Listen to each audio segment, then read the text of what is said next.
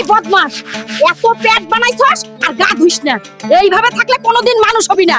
এমন মানুষকে আবার কোনো মেয়ে বিয়ে করবে বলো? করো। দেখবা একদিন পরীর মতো বউ বাড়িতে আনবো। তোর মুখে শুধু বড় বড় কথা। যা এবার ভালো কিছু কাপড় পরে বাজারের দিকে যা, বাড়ির খরচাগুলো করে নিয়ে আয়।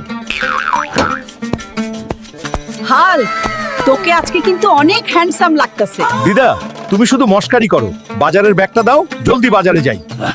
হাল্ক, এত সেজেগুজে কই যাচ্ছিস রে? আরে কাকা চিল করো, বাজারে যাচ্ছি, দিদা পাঠাইছে।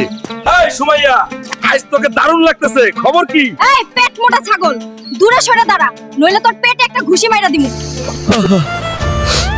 আজও সুমাইয়া আমাকে পেট মোটা বলেই গালি দিল। আমি তো সুমাইয়াকে অনেক ভালো পাই। হাল্ক, তুমি এখানে বসে কেন কান্না করছো? কে তুমি? তুমি কি আমার সাথে বাড়ি যাবে? হ্যাঁ, যাব।